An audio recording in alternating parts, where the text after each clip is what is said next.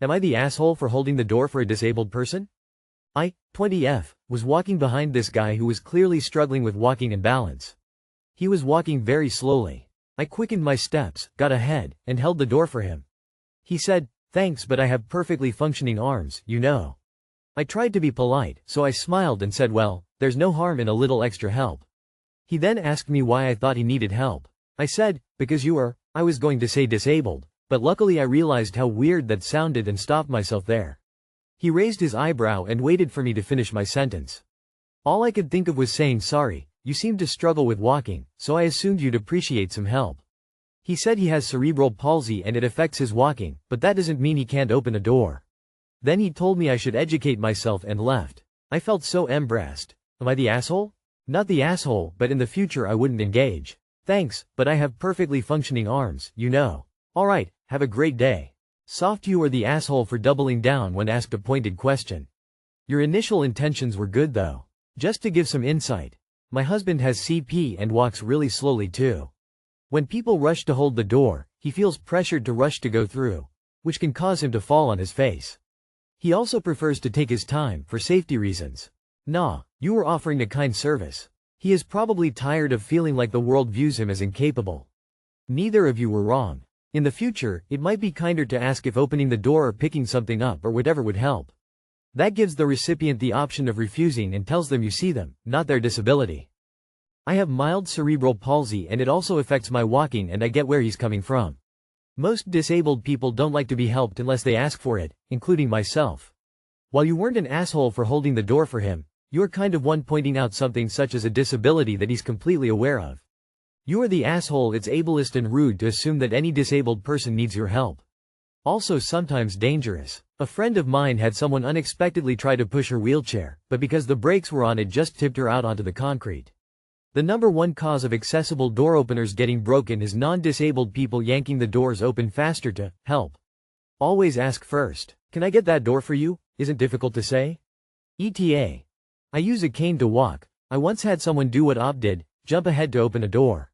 The bottom corner of the door hit my cane, knocking it out from under me. I nearly fell. Please just ask us first. Not the asshole. I'm not disabled, but when leaving a mall with my cart I'll pull it out behind me while pushing the door open. When someone sees this they will still hold the door open for me. I've got it, I don't need their help, but I always say thank you so much, you're truly appreciated. Am I the asshole for making my family uncomfortable?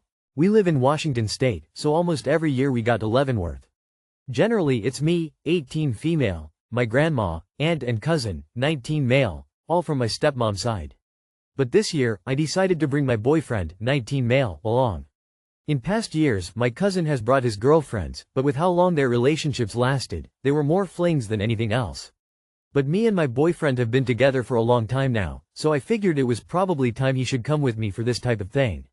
We stayed in a nice hotel. Everything was going well, even the sleep situation was easy. My cousin slept on the couch, my aunt in one bed, my grandma in another, and me and my boyfriend in the last bed. My cousin volunteered for the couch before we even got there, so we knew that wouldn't be a problem. It was all smooth, until the second night. We stayed for 3 because with the price for the room split, it was pretty cheap. My boyfriend went to go take a shower after me and him came back from the pool. About halfway through his shower, I realized that like half of my clothes were in the bathroom, so I quickly went in and got them. The shower has glass doors, so I could obviously see him, and he could see me, but I didn't really think that was a problem until I came back out and my grandmother and cousin looked at me disgusted, saying that I was being extremely inappropriate during a family vacation, and that I was being disgusting. I have obviously seen my boyfriend naked before, and it wasn't like I went in there to have sex with him. I just wanted my hoodie. For more context on this side of the family, me and my cousin were really close as kids. If I'm being honest, probably a little too close, but I don't remember much from my childhood. My aunt is pretty cool, but pretty strict. But I fucking hate my grandma on that side. I don't know why, she just drives me literally insane. The entire time after that, everybody was looking at us weird, and we just ended up going to eat dinner by ourselves at a different restaurant, and ended up having a great night. But to piss off my family just that last bit, we came back to the hotel after they were supposedly asleep, not. They were on their phones. Probably tired, but not asleep, and we woke them. And to add the cherry on top, even though me and my boyfriend kept a respectful distance while we slept just to keep the atmosphere neutral and calm between everyone, we were still too close. I'm seriously so disappointed that our trip got turned weird by them, but I'm kinda overthinking it, wondering if maybe I was being a little inappropriate, weird? Edit. Okay, pause. I didn't mean me and my cousin were close like that. LMFAO. I understood how that sounded after y'all pointed that out. Sorry, loudly crying, loudly crying. I didn't mean close sexually, I just mean it was a little strange. Not to others, but in my opinion, because I was honestly a little terrified of boys at that age especially, so it seemed really weird to me from what I remember, but that isn't much. Nothing sexual, I swear. Not the asshole, that's being really dramatic. Like yeah, it may be awkward to be caught in a situation with your fam around, but you're not doing anything wrong. DW, you are being respectful and you did what you can to make it less awkward. Not the asshole. You didn't walk in on your grandma in the shower or anything, lol. Tell them to stop being prudes. Info when you say that. We stayed in a nice hotel. My cousin slept on the couch, my aunt in one bed, my grandma in another, and me and my boyfriend in the last bed. Did you really book a single hotel room with 3 beds and a couch? And then stuffed 5 people including a couple into it? And if so, whose idea was that? Because the normal way to avoid people being weirded out by couples being coupla is to put people in separate rooms. Not the asshole. Did they not notice either you went in empty-handed and came out with an armload of clothing, or that your excursion was mere seconds? They need to get over themselves. Take comfort, at least one of them may not be around for too many more years. Not the asshole. You and your boyfriend are sleeping the same bed, but your cousin and Nan get prudish at your walking in, want him to retrieve your clothes while he's taking a shower?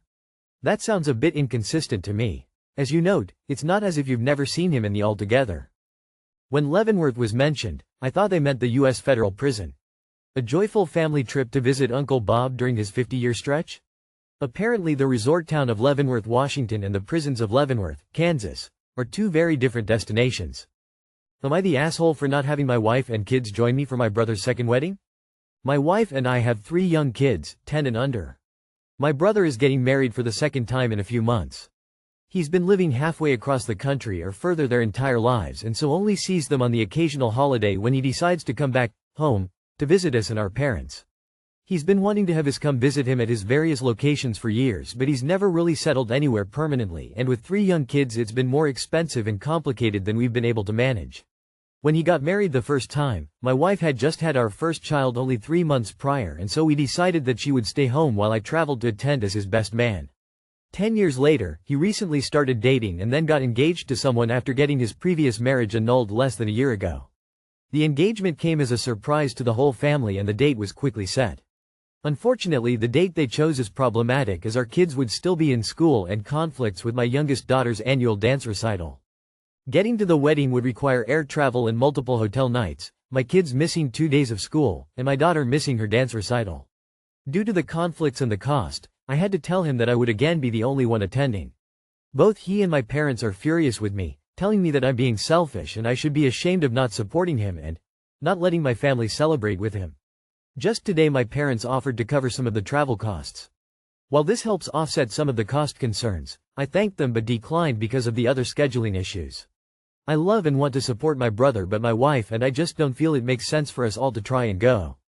Am I the asshole? Not the asshole. You have a family and the dates don't work for you. Your family has forgotten that an invitation is not a summons. Not the asshole. If you are planning a momentous occasion like a wedding and are close to your siblings and expect them to attend with their whole families, you check with them regarding the school schedule and what is feasible. You either plan it during the school break or over a summer when it is easier for the family to travel. Not the asshole. The kids need routine, and I'm sure the dance recital is super important to your daughter. If you really want to start some trouble, you can tell your brother that the kids will probably be free to be at his next wedding.